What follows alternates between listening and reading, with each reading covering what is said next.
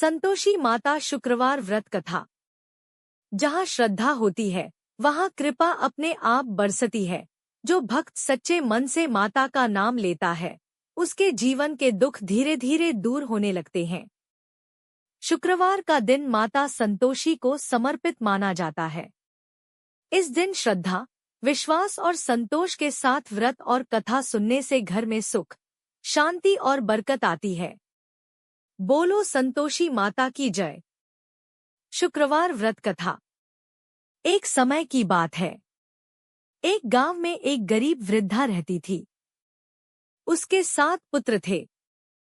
6 पुत्र कमाते थे और अच्छा जीवन बिताते थे, लेकिन सबसे छोटा पुत्र भोला और सीधा था। वह कोई काम नहीं करता था, इसलिए घर वाले उसका अपमान करते थे। जब सभी भाई भोजन करते तब बचा खुचा खाना छोटे बेटे को दिया जाता। उसकी पत्नी यह सब देखकर बहुत दुखी होती थी, लेकिन वह चुपचाप सब सहती रहती थी। एक दिन छोटे बेटे ने अपनी पत्नी से पूछा, क्या सच में मुझे सब लोग इतना तुच्छ समझते हैं? पत्नी की आंखों में आंसू आ गए। उसने कहा, आप मेहनत नहीं करते, इसलिए सब आपको ताने देते हैं। यह सुनकर युवक ने घर छोड़ने का निश्चय किया और काम की तलाश में दूसरे नगर चला गया। वहां उसे एक व्यापारी के यहाँ नौकरी मिल गई।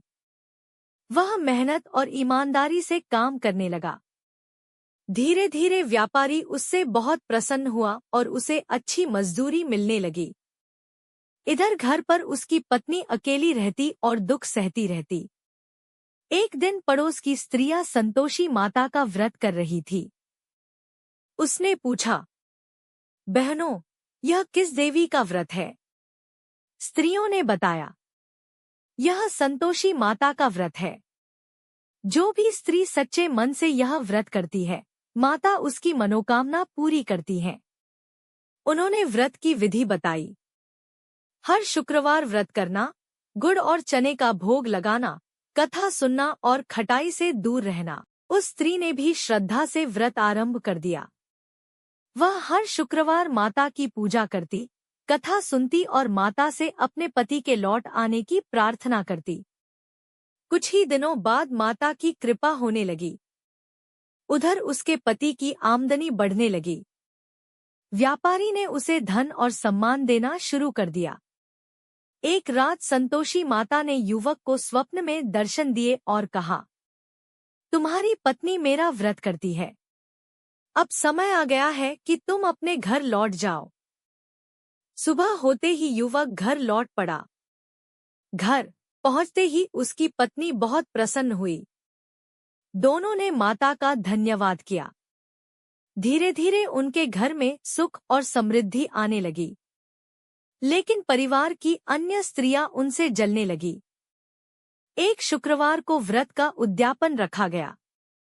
भोजन में बच्चों को बुलाया गया। ईर्ष्या करने वाली स्त्रियों ने बच्चों को खटाई खाने के लिए उकसा दिया। बच्चों ने भोजन के बाद खटाई मांगी। भोली स्त्री ने अनजाने में उन्हें पैसे दे दिए और बच्चों ने इमली खरीदकर खा ली।